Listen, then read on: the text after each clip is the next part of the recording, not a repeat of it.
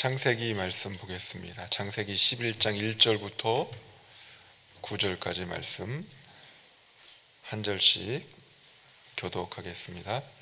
온 땅의 언어가 하나요 말이 하나였더라. 이에 그들이 동방으로 옮기다가 시날 평지를 만나 거기 거류하며 서로 말하되 자 벽돌을 만들어 견고히 굽자 하고 이에 벽돌로 돌을 대신하며 역청으로 진흙을 대신하고 또 말하되 자 성읍과 탑을 건설하여 그 탑 꼭대기를 하늘에 닿게 하여 우리 이름을 내고 온 지면에 흩어짐을 면하자 하였더니 여호와께서 사람들이 건설하는 그 성읍과 탑을 보려고 내려오셨더라. 여호와께서 이르시되 이 무리가 한 족속이요 언어도 하나이므로 이같이 시작하였으니 이후로는 그 하고자 하는 일을 막을 수 없으리로다. 자 우리가 내려가서 거기서 그들의 언어를 혼잡하게 하여 그들이 서로 알아듣지 못하게 하자 하시고 여호와께서 거기서 그들을 온 지면에 흩으셨으므로 그들이 그 도시를 건설하기를 그쳤더라. 함께 읽습니다. 그러므로 그 이름을 바벨이라 하니 이는 여호와께서 거기서 온 땅의 언어를 혼잡하게 하셨음이니라. 여호와께서 거기서 그들을 온 지면에 흩으셨더라. 아멘. 이 시간에 새 판을 짜시는 하나님이라는 제목으로 함께 말씀을 나누고 기도하는 시간을 갖겠습니다. 한번 제목을 따라 해보실까요? 새 판을 짜시는 하나님. 지금 하나님께서 코로나19를 통해서 새 판을 짜고 계십니다. 요즘 코로나19로 인해서 얼마나 힘이 드십니까? 이제 사업을 하시는 분들도 예전과 같이 그 사업이 잘 되지 않는다는 그런 이야기들이 많이 들리고요. 이제 경제적으로 이게 순환이 잘 되지 못하다 보니까 한쪽이 막히기 시작하면 계속해서 우리나라뿐만 아니라 세계 경제가 다 지금 막혀 있기 때문에 많은 어려움을 겪고 있습니다. 이제 그러다 보니까 또 정신적으로도 많은 고충을 겪고 있죠. 내가 또 써야 될 돈들을 제대로 못 쓰고 또 아이들은 뭐 학교에 가지 않고 온라인 수업을 한다고 집에 있으니까 엄마들은 또 그 아이들 뒷바라지를 하면서 간식도 챙겨주고 밥도 먹여야 되고 또 예년과 다른 그런 어떤 일들이 또 벌어지고 있죠. 자유롭게 예배 드리는 것이 너무나 당연한 사회였는데 예배도 정부의 그 방침에 따라 방역 지침에 따라 20% 모여라, 30% 모여라, 50% 모여라. 지금 이제 2단계로 올라갔기 때문에 이제 모이는 그 회중 좌석수에 20%만 모일 수 있도록 제한이 되어 있습니다. 물론 이제 온라인을 통해서 이 시간에도 예배하시는 분들이 계시겠지만 여러 가지로 어려운 그런 상황이라고 할 수가 있습니다. 더구나 우리 창동 성결교회는 지난 1년 동안 담임 목사님이 부재 중이었고 그로 인해서 영적인 그런 어려움들이 많이 있었던 걸로 알고 있습니다. 그럼에도 불구하고 이 시대에 하나님께서 움직이시는 그 뜻을 우리가 분명히 기억하고 알고 나아가다 보면 그 하나님의 뜻에 맞춰서 부응하는 삶을 살기 시작하면 이 위기도 잘 이겨내게 될 줄 믿습니다. 위드 코로나 시대라고 하죠. 코로나 일상 가운데 우리가 코로나와 함께 살아가는 시대입니다. 내년까지가 될지 조금 더 길어질지 알 수 없기 때문에 더 답답한 그런 시대를 살고 있어요. 컨택하기가 어려워서 언택트 시대, 비대면 시대라고 또 말하고 있기도 합니다. 또 팬데믹 시대라고도 하죠. 코로나 바이러스가 한 곳에만 머물러 있는 것이 아니라 전 세계를 휘젓고 다니면서 세계화를 이루었습니다. 팬데믹이라는 타이틀을 얻게 되었습니다. 팬데믹은 세계적으로 전염병이 대유행하는 상황을 일컫는 말이죠. WHO 전염병 경보 단계 중에서 최고로 위험한 등급에 해당이 됩니다. 지금이 바로 이 가장 위험하다고 하는 시대, 전염병으로 치면 전 세계가 지금 전염병에 감염되어 있는 팬데믹 시대를 우리가 살고 있습니다. 위드 코로나 시대, 언택트 시대, 팬데믹 시대, 이걸 종합해서 요즘에는 뉴 노멀 시대라 말하고 있습니다. 노멀하지 않는 이 비정상이 정상이 되는 새로운 정상이 만들어지고 있는 시대라는 것이죠. 그러니까 작년까지만 해도 상상할 수 없었던 그런 현상들이 나타납니다. 거리에서나 예배당 안에서나 어디에서나 마스크를 쓰고 다니는 사람들이 있습니다. 마스크를 쓰는 게 이제는 정상이 된 거죠. 예전에는 마스크를 쓰고 어디 이렇게 다니고 하다 보면은 특히 이제 뭐 예배당이나 이런 데서 마스크를 쓰고 오면 이상하게 보고 예배 드릴 때 마스크 벗고 예배 드리라고 하기도 했는데 이제는 거꾸로죠. 예배 드릴 때는 마스크를 써주세요. 마스크가 서로의 안전을 지킵니다. 이런 어떤 문구들을 우리가 보고 있습니다. 새로운 정상, 뉴 노멀 시대가 이루어지고 있습니다. 사람 간의 정을 나누기 위해서 같이 허그도 하고 악수도 하고 끌어안고 또 연인들 사이에서는 입도 맞추고 그런 시대였는데 그것이 이제는 사람 간에 오히려 거리를 두게 만들고 심지어는 어떤 도시를 봉쇄하기도 하고 밥을 먹을 때도 같이 먹으면 또 침을 튀기 때문에 혼자 혼밥을 먹어야 하고 이러한 전혀 새로운 시대를 우리가 맞이하고 있습니다. 이러한 상황이 담긴 하나님의 뜻은 과연 무엇일까요? 그 하나님의 뜻을 우리가 분명히 알고 그리고 하나님께 방향을 맞추면 우리의 삶이 보다 더 평안해질 수가 있습니다. 우리는 코로나 일상을 살아가면서도 코로나 바이러스라는 현상에 매몰되어서 이 현상을 어떻게 극복할 것인가 여기에만 빠져버리는 것이 아니라 한 걸음 더 나아갈 수 있어야 합니다. 한 걸음 더 나아가서 지금 이러한 상황으로 내몰고 계시는 새로운 판을 짜시는 하나님의 계획이 무엇인가를 물어서 거기에 부응하도록 준비해야 합니다. 하나님은 어떤 분이시고 또 우리는 누구인가를 다시 한번 명확히 알고 어떻게 하나님께로 돌아갈 것인가를 생각할 수 있어야 합니다. 오히려 이러한 과정을 통해서 하나님을 깊이 만날 때 또 다른 전혀 예기치 못한 은혜를 경험할 수 있습니다.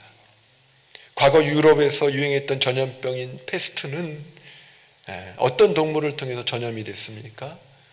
쥐를 통해서 전염이 됐죠. 쥐가 인근 국가의 국경을 넘어서 그 유럽 대륙을 다 다니면서 페스트가 창궐했던 적이 있습니다. 그런데 요즘 유행하고 있는 코로나19는 누가 전염 원인입니까? 바로 사람입니다. 사람. 그것도 증상이 없이 바이러스를 싣고 다니는 사람이 많이 있어요. 무증상 감염자라고 하죠. 그렇기 때문에 우리가 더 두려워하고 힘들어하고 어려워하고 있습니다. 세계가 일일 생활권이 되었다. 이제 하루에 저 지구 반대편에까지도 갈 수 있는 그런 시대가 되었다고 외치면서 의기양양했던 인류가 스스로 만들어 놓은 문명 앞에 발전된 문명 앞에 허무하게 무너지고 있습니다. 하루에 세계 어디든 갈 수 있는 시대가 되었는데, 그 시대로 말미암아서 그러한 이유로 인해서 세계가 코로나의 점령을 당하고 말았죠. 세계가 하나가 되지 않았다면은 이 코로나19의 전염 속도가 이처럼 빠르지는 않았을 것입니다. 세계가 뒤엉켜 있으니까 전 세계에 코로나19가 침범했습니다. 그로 인해서 하루아침에 세계화가 무효가 되었습니다. 어디든 갈 수 있다고 주장하고 있는 그 사람이 집 안에만 머물 수밖에 없는 상황이 되었고요. 어떤 지역 안에서 벗어나기 어려운 그런 상황이 되었습니다. 방역의 핵심을 뭐라고 합니까? 사람을 만나지 말라는 거예요. 모이는 곳으로 가지 말라는 거예요. 사람을 만나면 코로나19에 걸릴 수 있으니까 이 사람을 차단시킴으로 말미암아서 비인간화를 초래하고 있는 시대를 맞이하고 있습니다. 사회 심리적인 이 병리 현상도 나타나고 있어요. 그래서 우울감이 막 나타나기도 하고요. 두려움과 불안과 절망, 좌절감, 때로는 분노가 속에서부터 치밀어 오르는 사람들이 나타나고 있습니다. 정신적으로도 공황 상태를 맞이하고 있는 것이죠. 이러한 때에 또 교회가 또 어려움을 당하고 있어요. 코로나19로 인해서 신문 방송을 비롯한 매스컴에서는 특히 한국 교회에 대해서 아주 절망적인 표현을 하고 있습니다. 하지만 하나님의 절대 주권을 믿는다면 이때에 하나님께서 무엇을 하시려고 하는지를 살펴볼 수 있어야 합니다. 세상의 뉴스에 취한 자들과는 그리스도인들이 달라야 합니다. 성경을 보면 바벨론에서 이스라엘이 망하는 현장에서도 소망을 가지고 하나님께 이스라엘의 역사 진행을 맡기고 믿고 보는 그런 장면들이 나오고 있지 않습니까? 그런데 오늘날은 너무나 쉽게 현상에 매몰되어 버리는 경향이 있습니다. 예레미야 29장 11절 말씀을 한번 볼까요? 여호와의 말씀이니라 너희를 향한 나의 생각을 내가 아나니 평안이요 재앙이 아니니라 너희에게 미래와 희망을 주는 것이니라. 아멘. 이것은 바벨론 포로기 때에만 주어진 말씀이 아니지요. 끊임없는 물질주의와 성공주의, 권위주의 등의 포로가 된 오늘날 저와 여러분에게 주고 있는 말씀입니다. 코로나19라는 전혀 새로운 방법으로 새 판을 짜시는 하나님 앞에 서 있는 우리에게 적용될 수 있는 말씀입니다. 재앙이 아닙니다. 새 희망을 주시기 위해서 하나님께서 새로운 역사의 돌파구를 지금 만들고 계시는 것입니다. 이제는 판이 새로 짜여지고 있어요. 이것은 우연이 아닙니다. 역사의 방향을 바꾸시려고 하나님이 판을 새롭게 짜고 계십니다. 세계를 향해서, 대한민국을 향해서, 특히 한국 교회와 우리 창동 성결교회를 향해서 판을 새롭게 짜고 계시는 하나님을 볼 수 있어야 합니다. 새롭게 판을 짜면요, 이 새로운 틀로 들어가는 것이기 때문에 고통과 고난이 따를 수 있습니다. 새로운 일에 적응하는 것 자체가 어떤 부분은 고통의 한 부분일 수 있어요. 그리고 그것이 오래도록 지속이 되면 그것이 고난으로 우리에게 와 닿을 수 있습니다. 이걸 우리가 어떻게 극복할 수 있는가? 창세기의 말씀을 통해서 역사의 큰 흐름을 한번 보시기 바랍니다. 하나님께서 아담과 하와를 만드시고 아담과 하와를 통해서 생산하게 된 그 두 아들이 있죠. 누구죠? 가인과 아벨이 있습니다. 그런데 누가 누구를 죽여요? 가인이 아벨을 죽임으로 이제 판을 뒤집으시는 그런 모습이 나옵니다. 가인을 통해서 세계가 흘러가는 것이 아니라 이후에 셋이라는 새로운 후손을 통해서 세상이 전개되는 것이죠. 사람이 땅 위에 번성하면서 죄악이 관영하자 홍수 심판을 통해서 노아의 가족만 남기십니다. 하나님께서 판을 또 한 번 뒤집으셔서 노아의 후손을 통해서 세상이 전개됩니다. 그리고 인류가 또 번성하기 시작했는데, 인류가 번성하면서 항상 같이 번성하는 게 있어요. 그게 뭔지 아십니까? 한 글자? 죄라고 말씀해 주셨는데 맞습니다. 죄도 함께 번성을 하는 거예요. 언어가 하나였던 시대였습니다. 언어는 단순히 말만을 의미하지 않죠. 언어 안에는 정신이 담겨 있어요. 시대 정신, 또 민족 정신, 이런 말을 하잖아요. 그 시대의 언어에는 그 시대의 정신이 담겨 있는 거예요. 그 나라마다, 민족마다 다른 그 언어에는 그 나라와 민족의 정신이 담겨 있어요. 우리나라 말로는 얼이라고 그러죠. 얼이 담겨 있습니다. 영어에는 미국이나 영국 등 영어권에 있는 사람들의 사상과 정신이 담겨 있습니다. 중국어에는 중국인의 정신이 담겨 있겠죠. 우리나라 말에는 한민족의 얼이 담겨 있습니다. 각 지방마다의 사투리에 그 지역에 담고 있는 얼이 또한 있습니다. 바벨탑을 쌓기 전에는 언어가 하나였기 때문에 정신도, 그 얼도 하나였겠죠. 다시 말씀드리면 같은 문화라는 거죠. 하나의 문화권이었습니다. 그렇다면 그 문화는 무엇으로 이루어졌겠습니까? 죄의 문화가 지배했습니다. 창세기 11장 1절부터 4절 말씀 우리가 같이 읽었지만 한 번 더 읽겠습니다. 온 땅의 언어가 하나요 말이 하나였더라. 이에 그들이 동방으로 옮기다가 신할 평지를 만나 거기 거류하며 서로 말하되 자 벽돌을 만들어 견고히 굽자 하고, 이에 벽돌로 돌을 대신하며 역청으로 진흙을 대신하고 또 말하되 자 성읍과 탑을 건설하여 그 탑 꼭대기를 하늘에 닿게 하여 우리의 이름을 내고 온 지면에 흩어짐을 면하자 하였더니. 하나의 언어로 한 마음으로 행동하는 것까지는 좋은데 피조물인 인간이 하나님께 도전하려고 하고 있습니다. 특별히 4절을 보시기 바랍니다. 탑 꼭대기를 하늘에 닿게 하여 말씀하고 있죠. 탑을 쌓아서 하늘에 닿게 한다는 것은 인간 스스로가 하나님이 되겠다는 것입니다.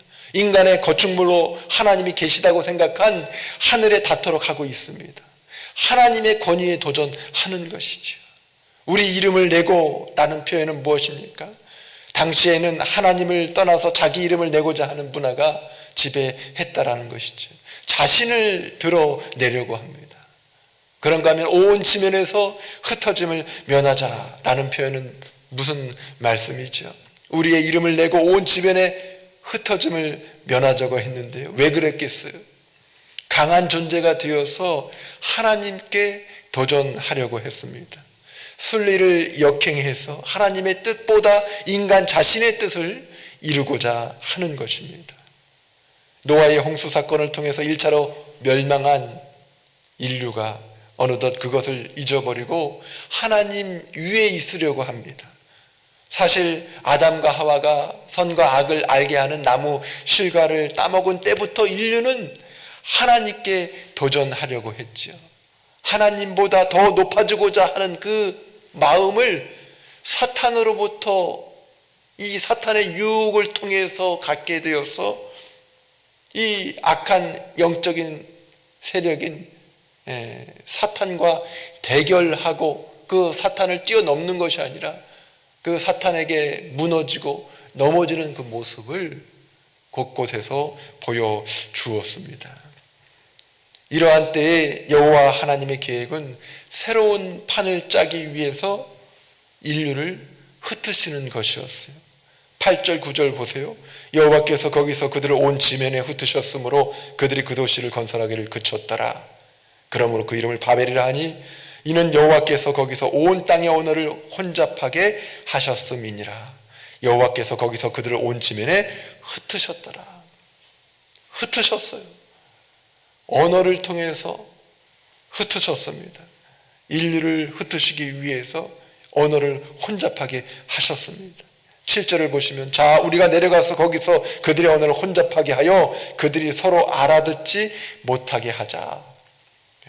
말이 하나가 되니까, 언어가 하나가 되니까 정신도 하나가 되고 얼도 하나가, 문화가 하나가 되어 있는데 그 문화를 지배하는 근원이 죄로 인해서 지배를 당하고 있으니까 하나님께서 언어를 다 흩어질 수 있도록 언어를 혼잡게 하신 것을 볼 수 있습니다. 오늘날도 마찬가지입니다. 죄악이 관영해서 인간의 콧대가 하늘 높은 줄 모르고 올라갔어요. 새로운 판이 필요하게 되었습니다. 인간은 오늘도 바벨탑을 마구 쌓고 있습니다. 하나님을 떠나서 탑을 쌓습니다. 과학과 물질을 총동원해서 자신들을 위한 탑을 지금 쌓고 있는 거예요. 그러면서 하나님을 멀리하고 있습니다. 심지어 교회에서도 하나님을 위한다고 하면서 하나님과 멀어지는 탑을 쌓고 있어요. 어떤 권위주의의 탑을 쌓고 있어요. 물질주의의 탑을 쌓고 있어요. 돈이 없으면 신앙생활도 못합니다. 이 세상의 어떤 풍속을 그대로 가져와서 이식해 와가지고 바벨탑을 쌓는 것이 마치 위대한 신앙생활을 하는 것처럼 착각한다는 겁니다. 이 판을 지금 하나님께서 뒤집으시는 거예요. 이번에 하나님께서 사용하신 것은 무엇입니까? 코로나19죠. 코로나 바이러스입니다. 과학기술의 발달로 전 세계를 일일 생활권으로 만들어 놓았는데 오히려 아무데도 갈 수가 없는 상황이 되었습니다. 이런 아이러니가 어디 있습니까?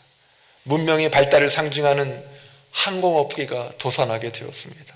더 높은 곳으로 더 멀리까지 날아오를 줄만 알았던 인류의 문명이 이제는 갑자기 모든 발전이 그 자리에서 멈춰버리고 말았습니다. 죄가 들어오게 되면요, 우리도 모르는 사이에 세 가지 양상이 벌어지곤 합니다. 4절 말씀을 통해서 우리가 비교해서 같이 보면 탑 꼭대기를 하늘에 닿게 쌓는 것이 하나님께 도전하는 것이라고 그랬잖아요. 또 다른 우상을 만들어 놓고 있어요. 하나님이 여기 계신데 하나님 외에 어떤 물질 문명의 우상들을 만들어 놓고 그것을 우리가 말로 숭배한다고 표현하진 않지만 결국에는 거기에 포커스를 두고 거기에 시간을 할애를 하고 거기에 투자를 하고 있어요. 하나님께 나아가는 시간은 이제는 없어요. 거의 없어요. 그러면서 세상의 그 문명 앞에 아첨하고 아부하고 많은 사람들이 몰려있다는 거죠. 인간의 거주물로 하나님이 계시다고 생각한 하늘에 닿도록 하고 있습니다. 거기에 사람들이 막 박수를 치고 있어요. 심지어는 피조물인 인간이 또 다른 인간을 만들겠다고, 인간을 복제하겠다고 나서고 있는 상황입니다. 하나님이 만들어 놓은 그 질서를 파괴하면서 유전자를 조작하는 그런 어떤 일들도 서슴지 않고 있습니다. 하나님께서 허락하신 생명을 마구 지우는 일도 하고 있습니다. 이게 조금씩 들어오고 있다는 거예요. 죄의 세 가지 양상 가운데 또 한 가지는 자기를 과시하는 겁니다. 자기 이름을 내고자 한다고 그랬어요. 우리의 이름을 내고 자신을 막 드러냅니다. 성경에서는 자기를 부인하고 자기 십자가를 지고 나를 좇으라 예수님께서 말씀하고 있는데 자기 부인이 안 되니까 자기를 자꾸 드러내려고 해요. 자기를 알아봐주지 않으면은 더 이상 상대하기가 어렵다고 말하기도 합니다. 하나님 안에 있으면 우리의 이름이 아니라 주님의 이름으로 연합하게 하는 마음을 갖게 되는 줄 믿습니다. 하나님의 이름, 주님의 이름이 앞서야 되죠. 나의 이름, 우리의 이름이 아니라. 또 한 가지 양상은 집단주의입니다. 자기 중심으로 자꾸 세력화하게 한다는 거죠. 온 지면에서 흩어짐을 면하자. 똘똘 뭉쳐있자. 함께하면 같은 편이지만 여기서 우리가 조심해야 될 부분이 함께하지 않으면 왕따를 당한다는 거죠. 죄는 자신에게 협력하지 않는 자들에게 적대감으로 대하기가 쉽습니다. 개인의 자유가 없어지는 거예요. 함께하는 자들, 그 안에 있는 자들, 거기에 머물러 있는 자들끼리만 유효상종해서 다른 사람들을 적대시하기 쉽습니다. 그래서 전체주의를 만들고요. 개인의 자유를 말살하려고 합니다. 당시에 바벨탑을 쌓는 데 사용했던 벽돌은 단단한 돌을 의미하는데요. 벽돌과 이 역청을 통해서 탑을 쌓는다는 것은 단단하고 높게 쌓는 것을 말하고 있습니다. 그리고 그것을 하늘로 연결시켜서 자신이 만든 신을 만나려고 합니다. 오늘날도 그렇게 만들어진 권력과 돈, 명예 등이 하나님 대신에 하나님의 자리에 앉아 있는 경우가 있습니다. 하나님을 대신하기에 딱 좋습니다. 이것이 바벨탑을 쌓는 문화의 특징이라고 할 수 있지요. 합법적으로 죄를 짓는 방향으로 법률을 자꾸 개정하려고 합니다. 죄의 문화에 오염이 되어 있으면 이게 죄인지 아닌지 잘 알 수가 없어요. 그래서 우리가 말씀을 봐야 되고, 그래서 하나님의 뜻을 분별할 수 있어야 합니다. 간통이 죄인지 아닌지, 문화인지, 오늘날의 한 문화의 일부라 생각을 하니까 간통죄를 폐지하는데 박수를 치고 있는 것이죠. 낙태도 마찬가지고 동성애도 마찬가지고, 이제 이런 것들이 지금 문화를 핑계로 해서 다 하나씩 둘씩 넘어가려고 하고 있다는 것입니다. 만모니즘에 빠져서 돈이면 다 되는 세상이 되었습니다. 물질의 바벨탑을 쌓고 있는 것이죠. 이럴 때 하나님께서 코로나19를 통해서 새판을 짜고 계십니다. 이걸 볼 수 있어야 합니다. 그러면 이 시대를 향한 하나님의 징조는 무엇입니까? 하나님께서 먼저는 역사의 방향을 바꾸고 계신다는 사실입니다. 전혀 새로운 세계로 지금 인도하고 계세요. 근데 자꾸만 과거로 회귀하려고만 하면 안 됩니다. 이제 역사는 앞으로 지금 진행이 되고 있어요. 그럴 때 하나님께서 어느 방향을 가시는가를 우리가 같이 봐야지, 하나님 자꾸 애국 생활이 생각이 나는데요. 마치 출애굽해서 광야 세례를 하고 있는 이스라엘 백성이, 애굽에서는 그래도 종살이 할 때도 이런 거 저런 거 맛있는 거 먹었었는데 하나님 차라리 그냥 애굽으로 돌아갈까요? 과거로 회개하려고 한다는 것이죠. 아닙니다. 이제 새로운 세계로 나아가고 있어요. 온라인 세계가 활성화되기도 하고요. 우리가 경험해보지 못한 그 세계로 하나님께서 이끌고 있다는 부분에 대해서 인정을 할 수 있어야 합니다. 어떤 학자는 말합니다. 문명사적인 변화가 올 것이다. 또 신인류의 시대가 올 것이다. 분명히 새로운 시대가 지금 오고 있다라는 것이죠. 또 중요한 사실 가운데 하나는 역사의 방향을 바꾸실 뿐만 아니라 이 하나님께서 허락하신 이 교회의 판을 새로 짜고 계신다는 사실입니다. 그러면 이럴 때 우리는 어디로 가야 할까요? 중요한 것은 이 본질로 돌아갈 수 있어야 합니다. 그래서 하나님께로 돌아간다는 것이죠. 구체적인 실천은 말씀으로 돌아간다는 것입니다. 결국 하나님의 말씀이 모든 생각과 판단의 우선순위가 되어야 합니다. 이것은 과거나 현재나 미래나 변치 않는 진리이기 때문에 과거에만 적용되는 것이 아니라 현재와 미래에도 하나님의 말씀이 계속해서 이끄시는 그곳으로 우리가 가야 돼요. 그게 가장 빠른 길입니다. 하나님께서 어디로 향하고 계시는가, 그걸 말씀을 통해서 우리가 깨닫고 그 말씀 앞으로 나아가 있으면 그게 뉴노멀 시대를 인도하고 있는 그 과정 가운데 한 부분이라고 할 수가 있다는 것이죠. 새로운 흐름에 맞추어서 우리를 새롭게 혁신할 수 있어야 합니다. 뉴노멀 시대에는 새로운 정상의 시대로 나아가는 것이죠. 이전의 시대로 되돌아가려고 하는 것이 아닙니다. 어떤 면에서는 이전의 시대로 되돌아가려고 하는 것은 하나님의 역사 진행을 정면으로 거역하는 것이 될 수도 있습니다. 하나님께서 지금 역사를 진행하고 계시다면 거기에서 우리가 순응해서 반응할 수 있어야 합니다. 그래서 이게 새 판이 짜여지기 시작할 때에 그냥 우울하고 불안하고 끝나는 것이 아니라 하나님께서 함께 하신다면 이 새로운 판 가운데서 영적인 도약이 저와 여러분 가운데, 창동 성결교회 가운데 일어나게 될 줄 믿습니다. 이건 우리가 알고 함께 가자는 겁니다. 그래서 뉴노멀 시대에 회복해야 될 가치가 있어요.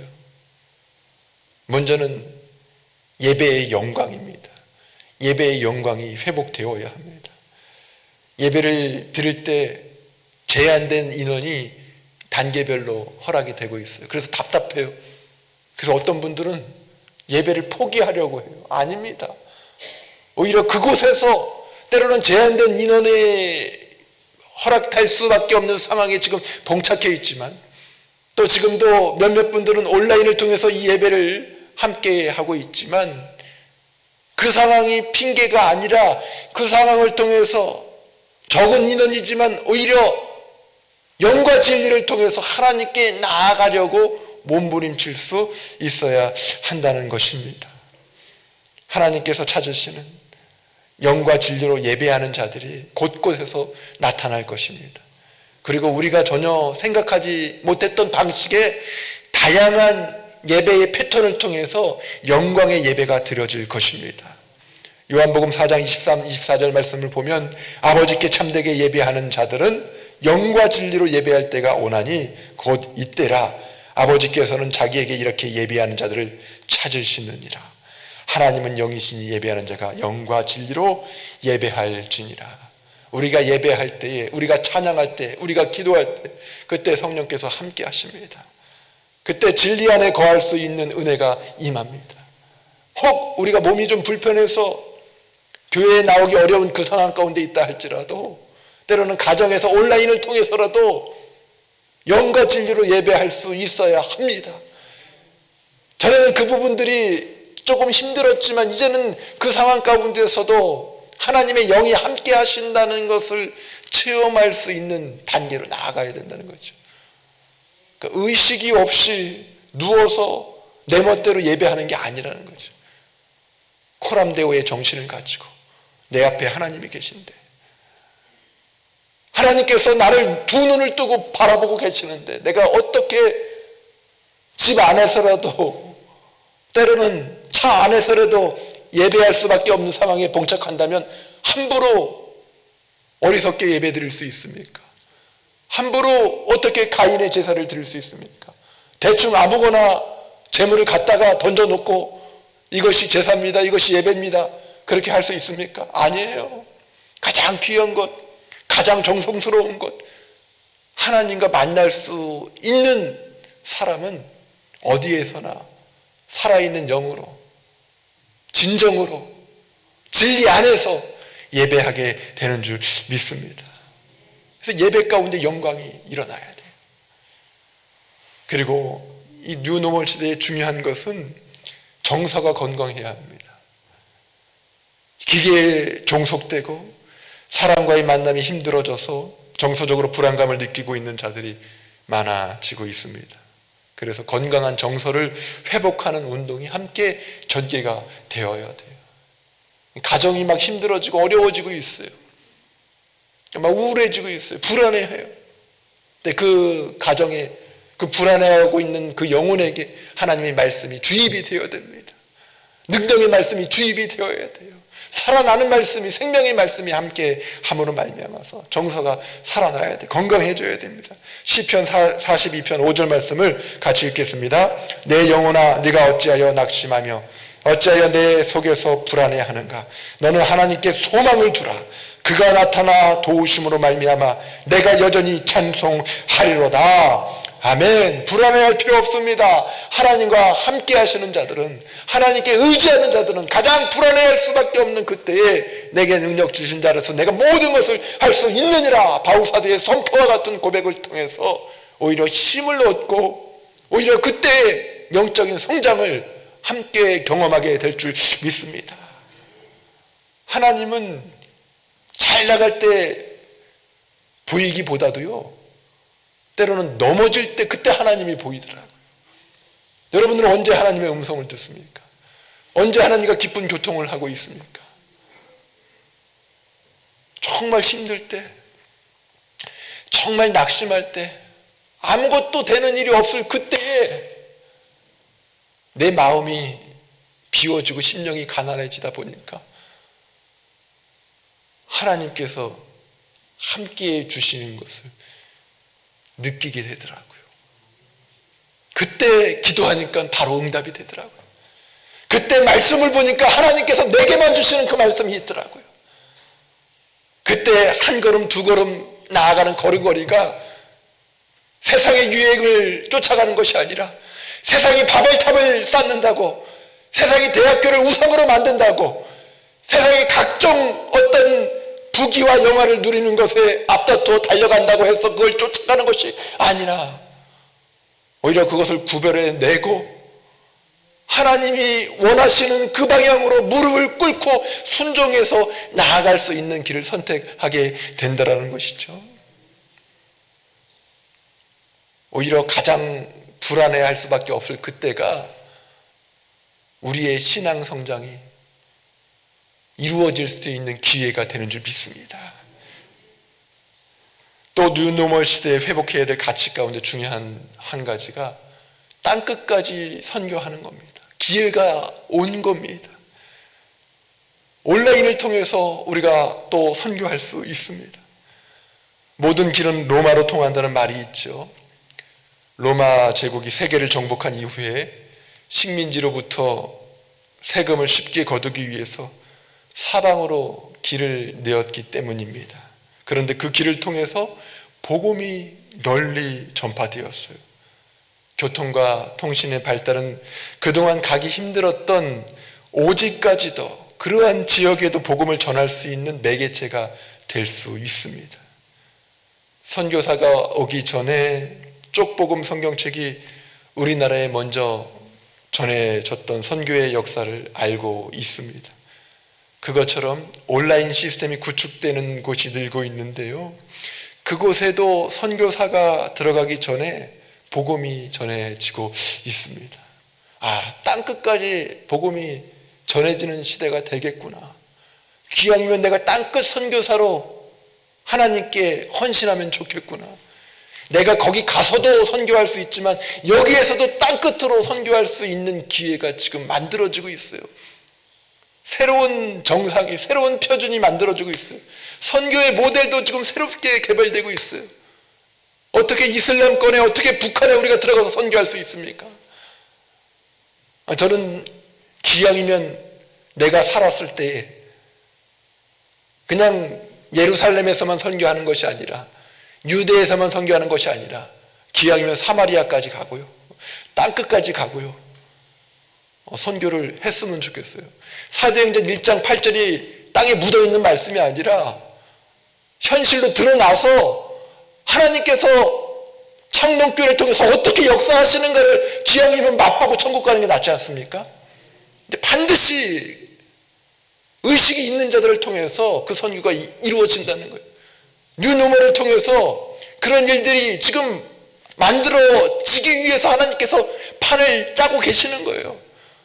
하나님께서 땅끝까지 이르러 내 증인이 되리라고 말씀을 하셨다면, 그리고 코로나19도 허락하셨다면, 그리고 새 판을 짜고 계시다면 방향은 어느 방향입니까? 그 방향으로 가는 거예요. 인정을 하든 인정을 하지 않든 간에 성경이 말씀하고 있는 방향으로 지금 가고 있습니다. 그걸 깨닫고 우리가 알고 있다면 거기에 대한 준비를 해야죠. 반드시 땅끝까지 복음이 전해지는 그 과정 가운데 뉴노멀 시대가 쓰임을 받을 줄 믿습니다. 사도행전 13장 47절 48절에도 이런 말씀이 있어요.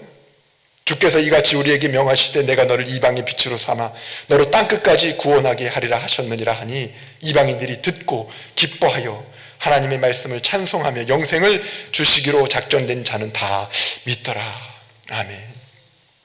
바울과 바나바를 통해서 이방인들에게도 구원의 소식이 전해지기 시작하는데요. 너로 땅끝까지 구원하게 하리라. 바울이 전했던 그 복음이 우리나라에까지 전해지지 않았습니까? 온 세계에 퍼지고 있지 않습니까? 그런데 그 마지막 어떤 정점을 찍는 그 과정 가운데 코로나가 갈 정도면 복음도 갈 수 있어요. 전 세계에 같이 지금 들어가고 있어요. 코로나와 복음이 같이 들어가고 있어요. 그걸 분명히 깨달아야 합니다. 예배의 영광을 회복해야 되고 건강한 정서로 우리가 우울해하고 끝나는 것이 아니라 하나님께 나아감으로 말미암아서 기쁨의 삶을 살고 땅끝에 분명히 하나님께서 목적을 가지고서 이 일을 진행하고 계시는데 내가 우리 교회가 어떻게 동참할 것인가에 대해서 준비를 해야 됩니다. 코로나19를 통해서 새판을 짜시는 하나님의 역사하심에 부응해서 이제 말씀의 본질로 돌아가서 예배의 영광을 회복하고 건강한 정서로 하나님 중심의 삶을 추구하며 하나님 나라의 확장을 위해서 새로운 세계로 나아가는 저와 여러분이 모두 되시기를 주의 이름으로 축원합니다. 이 시간 우리 합심해서 기도하겠습니다. 예배의 영광을 회복하게 하여 주옵소서. 예배 가운데 하나님의 임재를 경험하게 하여 주옵소서. 어떤 장소를 탓하지 않게 하여 주옵소서. 뉴노멀 시대에는 이제는 이곳에서든 가정에서든 차 안에서든 거리에서든 우리가 예배할 때 하나님의 영광이 회복될 수 있도록 하나님께서 영광 받으시는 예배가 될 수 있도록 인도하여 주옵소서. 건강한 정서로 서로를 위로하고 격려하게 하여 주옵소서. 비판하고 정죄하는 것이 아니라 용서하고 화해하고 한 마음으로 끌어안아서 우리의 정서가 따뜻해질 수 있도록 인도하여 주옵소서. 땅끝 선교를 선교사가 하는 것이 아니라 내가 선교사가 되어서 해야 하는 것인 줄 믿습니다. 하나님께서 새로운 판을 짜실 때에 우리 창동교회가 함께 합류하게 하여 주옵소서. 결국에는 그 땅끝까지 사마리아 땅까지 이슬람권까지 북한 땅에까지 하나님의 복음이 전해지는 데 쓰임받는 교회가 되게 하여 주옵소서. 이러한 기도 제목을 가지고 주여 한번 부르짖고 기도하겠습니다. 주여 하나님 아버지 감사합니다. 우리를 택하여 주시고 이끌어 주셔서 감사합니다. 예배의 영광이 회복되게 하여 주시옵소서. 하나님 영광 받아 주옵소서. 장소가 어디가 되었든 간에 아버지 그곳에서 예배할 수 있다면 거룩한 산 제물로 드려질 수 있다면 삶의 예배로 하나님께 영광 돌릴 수 있다면 아버지여 그 예배를 통하여서 예배의 영광이 회복되게 인도하여 주시옵소서. 곳곳에서 예배가 함께 아버지여 하나님의 임재를 경험할 수 있는 은총을 더 입혀주시옵기를 원합니다. 주님과 동행하는 아버지여 그런 심령들이 모두 될 수 있도록 인도하여 주시옵소서. 영과 진리로 예배하게 하여 주시옵소서. 성령 충만한 예배가 있도록 인도하여 주시옵소서. 하나님을 직접적으로 만날 수 있는 예배가 될 수 있도록 인도하여 주시옵소서. 우리의 정서가 건강해지기를 원합니다. 우리의 영혼신이 온전히 하나님께 맡겨진 바가 되어서 아버지 모든 우울감을 떠나갈 수 있도록 인도하여 주시옵고 하나님이 주시는 평안이 지배할 수 있도록 인도하여 주시옵소서.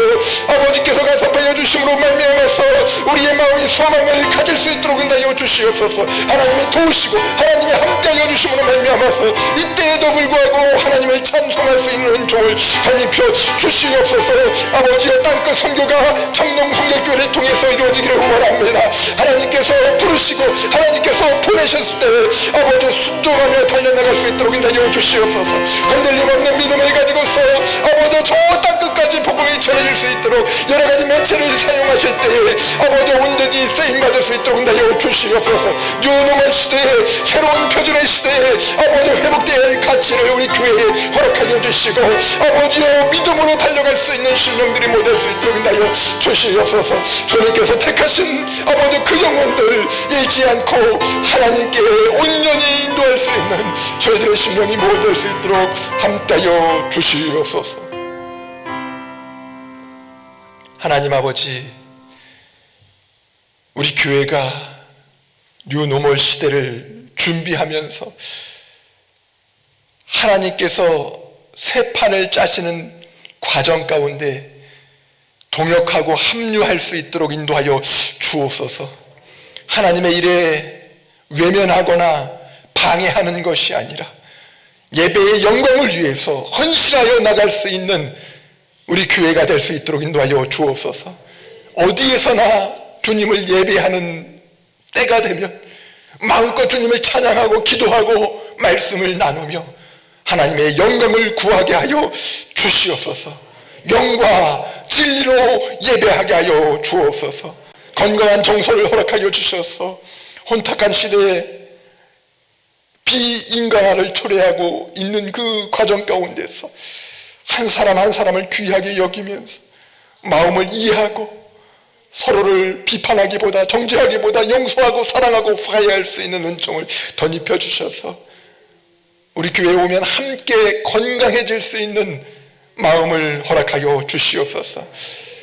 땅끝까지 주의 복음을 증거하라고 사명을 허락하여 주셨는데 이제 새로운 시대에 새로운 방법으로 선교가 강화될 것을 알고 있습니다. 준비하게 하여 주시고 함께 할 수 있도록 인도하여 주시고 우리 교회가 기도하고 헌신함으로 말미암아서 저 이방인들에게 전혀 주님을 알게 어려운 그 영혼들에게 복음이 전해지는 놀라운 은총을 허락하여 주시옵소서. 이러한 일에 함께 동역하는 모든 하나님의 백성들 위해 주님이 놀라우신 복으로 함께하여 주시옵소서.